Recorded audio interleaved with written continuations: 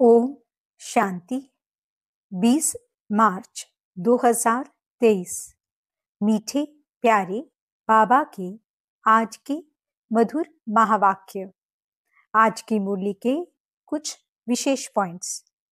आज बाबा हमें समझाते कि सच्ची शांति और सुख एक भगवान ही प्राप्त करवा सकते हैं।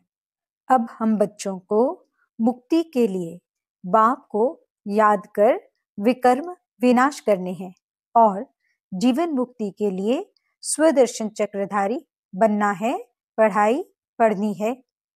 बाबा समझाते कि हमें रहम दिल बन भटकने वालों को घर का रास्ता बताना है, उन्हें मुक्ति और जीवन मुक्ति का वर्षा बाप से दिलवाना है।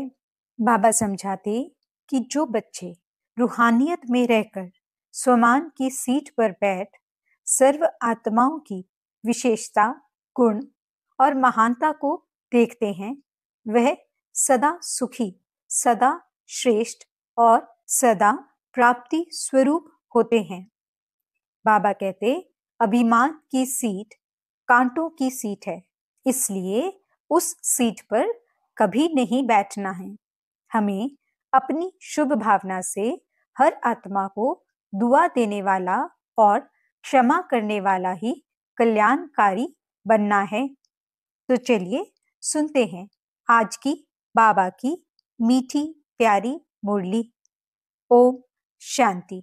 बाबा कहते मीठे बच्चे, सच्चे बाप के साथ सच्चा होकर रहो तो कदम कदम पर पद्मों की कमाई जमा होती जाएगी।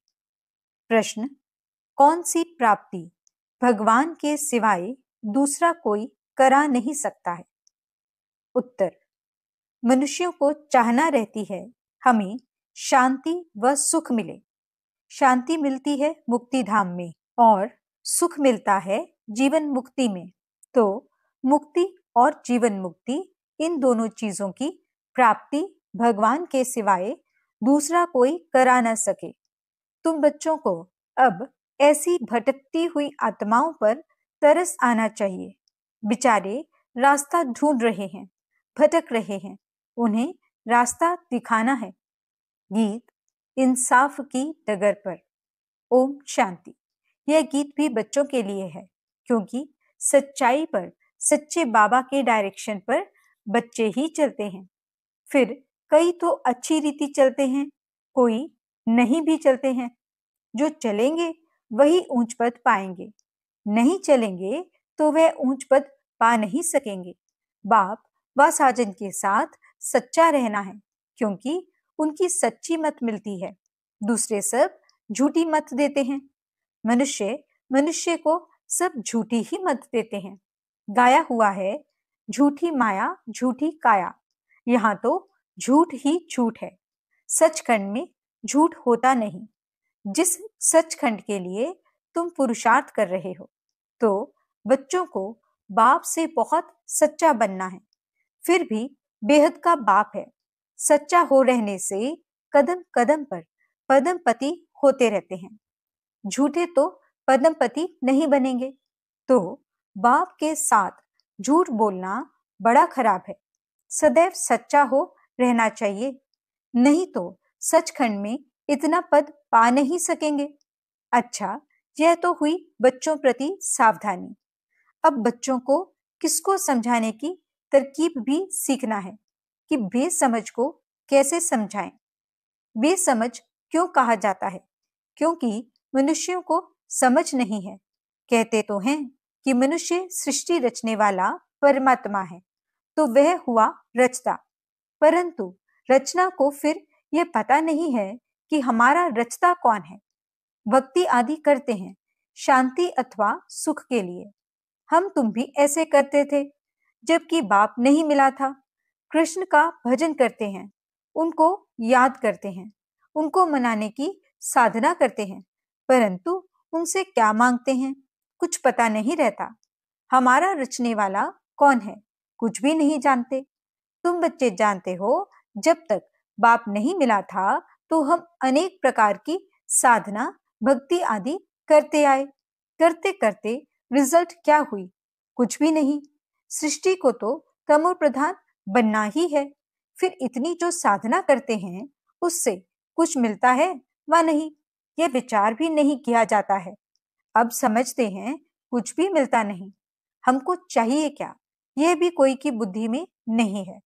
सन्यासी कहेंगे निर्वाण धाम में जाने के लिए हम साधना करते हैं, परंतु वह तो जिसको रास्ते का पता हो, होकर आया हुआ हो, तब तो रास्ता बता सके, और कोई तो रास्ता बता नहीं सकते। जो आते हैं उन्हों को पुनर्जन्म तो लेना ही है, अंत तक पुनर्जन्म तो लेते आना है। जब तक सृष्टि का विनाश हो व सृष्टि रूपी झाड़ जड़ जड़ीभूत हो, तब तक तो सबको रहना है। मनुष्य कईयों के लिए समझते हैं फलाना ज्योति ज्योत समाया, वैकुंठवासी हुआ व स्वर्ग पधारा। अब वास्तव में स्वर्ग में तो पधारा कोई नहीं है। स्वर्ग कहाँ होता है? निर्वाण धाम कहाँ होता है? वहां क्या होता है? वहां जाकर फिर आना कब होता है? कुछ भी नहीं जानते। तुम सबको जानते हो, नंबरवार पुरुषार्थ अनुसार। कोई भी आए तो उनसे पूछना चाहिए तुम क्या चाहते हो। गुरु करते हो तो दिल में चाहना क्या है? वास्तव में उनकी चाहना को तुम ब्राह्मण ब्राह्मणियां जानते हो। चाहना क्या रखनी चाहिए, किस बात की चाहना रखनी है, यह भी कोई जानते नहीं। यहाँ कुछ अच्छा नहीं लगता है तो इनसे छुटकारा पाने की साधना करते हैं। अब जाने के लिए धाम है दो। निर्वाण धाम वह है शांति धाम, वहां आत्माओं का निवास होता है। क्या तुम उस धाम में जाने चाहते हो? तुम बच्चों को तरस पड़ना चाहिए, बेचारे भटकते रहते हैं, रास्ते को कोई जानते ही नहीं। गाइड है ही एक, वह सभी को दुखों से छुड़ाकर सुख धाम में ले जाने वाला या जीवन मुक्त बनाने वाला एक ही है। वह जब तक न आए तब तक कोई को भी मुक्ति, जीवन मुक्ति की प्राप्ति हो नहीं सकती। ये दोनों प्रॉपर्टी है ही एक बाप के पास। जब तक भगवान भक्तों के पास न आए तो वह चीज मिल नहीं सकती। स्वर्ग में सुख और शांति दोनों है। शांति क्यों कहा जाता? क्योंकि वहां लड़ाई झगड़ा आदि होता नहीं। बाकी असली शांति धाम तो है निर्वाण धाम, जहां सभी आत्माएं शांत रहती हैं। फिर आत्मा को जब ऑर्गन्स मिलते हैं तो बोलती है, तो वहां सुख शांति दोनों ही हैं। सुख होता है संपत्ति से, वहां सत्युग में तो संपत्ति बहुत है। यहाँ संपत्ति नहीं है तो मनुष्य बेचारे रोटी टुकड़ भी मुश्किल खा सकते हैं। संपत्ति है तो एरोप्लेन, बड़े बड़े महल आदि सब वैभव हैं। तो संपत्ति भी चाहिए, फिर शांति भी चाहिए, निरोगी काया भी चाहिए। यह सब देने वाला बाप है।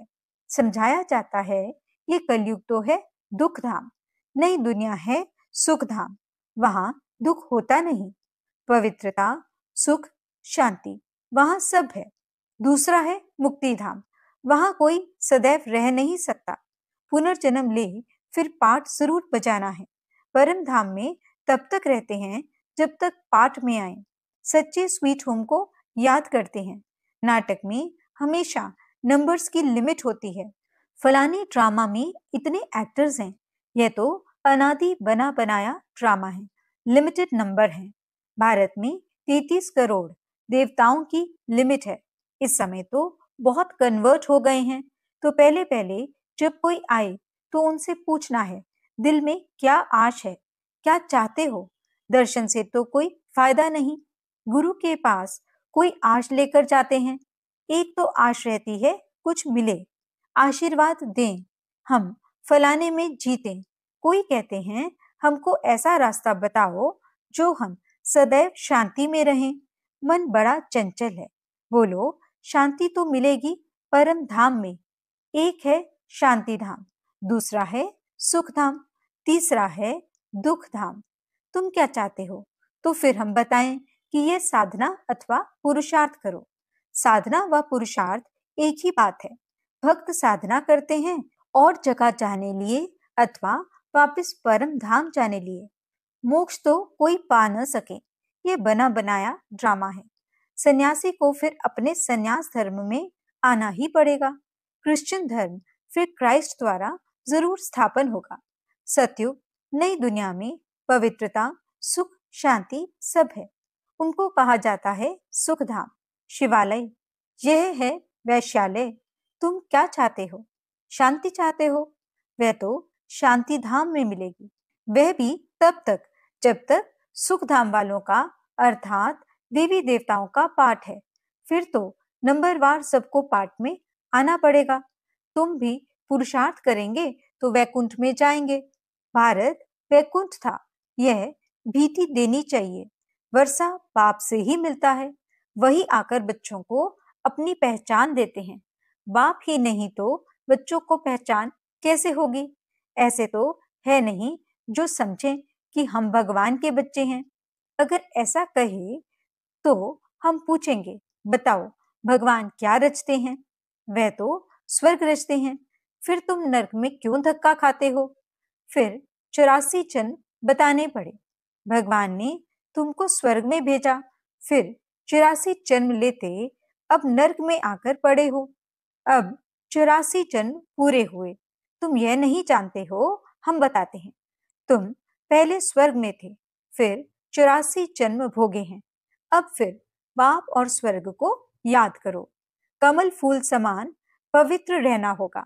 सन्यासियों को भी समझाना है, तुम्हारा हठ योग है, यह है राजयोग। गृहस्थ व्यवहार में रहते कमल फूल समान रहना है, ये प्रवृत्ति मार्ग है। तुम्हारा पंथ ही अलग है, निवृत्ति मार्ग का। यह प्रवृत्ति मार्ग है, जीवन मुक्ति पाने का। हमको भी बाबा ने बताया है। अब तुम बाप को याद करो तो अंतमति सो गति हो जाएगी। विकर्मों का बोझा विनाश तब होगा जब बाप को याद करेंगे। ये 2 स्थान हैं जहाँ सुख शांति मिल सकता है। तुमको क्या चाहिए? क्या स्वर्ग में जाने चाहते हो? गाया जाता है, तुम माता पिता। अगर तुमको सुख घनेरे चाहिए तो गृहस्थ व्यवहार में रहते राजयोग सीखो। पावन भी रहना है, फिर दोनों में से जो रहे, बंधाए मानी नहीं है। स्वर्ग का मालिक बनने वाला नहीं होगा तो लटकना थोड़े ही है।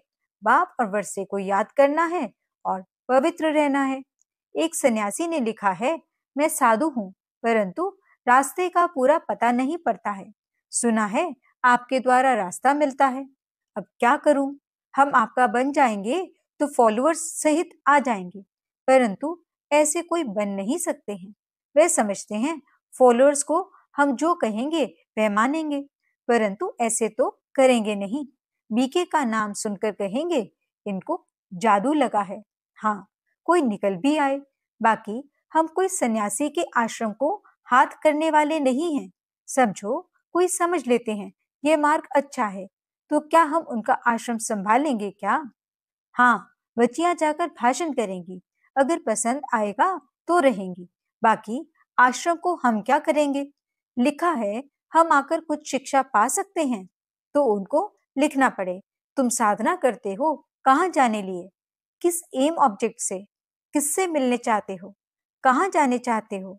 तुम तो हो हठ योगी सन्यासी, हमारा यह है राजयोग। ये सिखलाने वाला है परम पिता परमात्मा। यह कलयुग है दुख धाम, सतयुग है सुख धाम।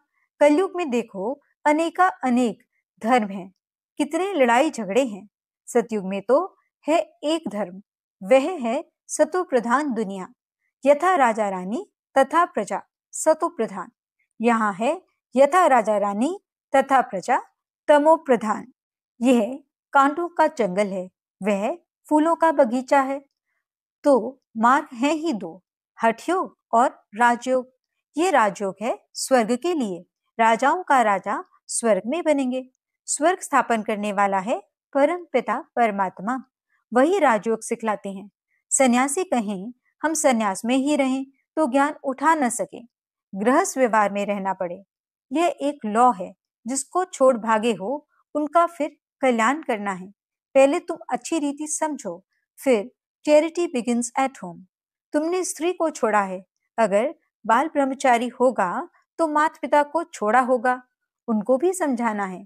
कायदे कानून तो पहले समझाने हैं। पुरानी दुनिया को नया बनाना यह तो बाप का ही काम है। बाप को परम धाम से आना पड़ता है, वह है पतितों को पावन, नरक को स्वर्ग बनाने वाला। स्वर्ग में रहते ही हैं देवी देवता, बाकी सब निर्वाण धाम में रहते हैं। सबको सुख शांति देने वाला वह एक ही है। बाप आते ही हैं एक धर्म की स्थापना कर बाकी सबका विनाश करने, और सब परम धाम में जाकर निवास करेंगे। यह कयामत का समय है। सब हिसाब किताब पूरा कर वापस जाएंगे। सभी आत्माओं को अपना अपना पाठ मिला हुआ है। कोई कितने जन पाठ बजाते हैं। सबको तमो प्रधान बनना ही है, बाकी वापस कोई जा नहीं सकते, ना फिर मोक्ष ही होता है। बाकी हुई मुक्ति, जीवन मुक्ति। हम जीवन मुक्ति के लिए पुरुषार्थ करते हैं, इसमें मुक्ति भी आ जाती है। तुम अगर मुक्ति चाहते हो तो अच्छा, बाप को याद करो तो विकर्म विनाश हो और तुम बाप के पास चले जाएंगे। यह एक ही रास्ता स्वयं बाप बतलाते हैं और स्वदर्शन चक्र भी फिराते रहेंगे। पढ़ाई पढ़ते रहेंगे तो स्वर्ग में आएंगे। तो सन्यासियों को फिर गृहस्थ व्यवहार में जाना पड़े। हिम्मत चाहिए।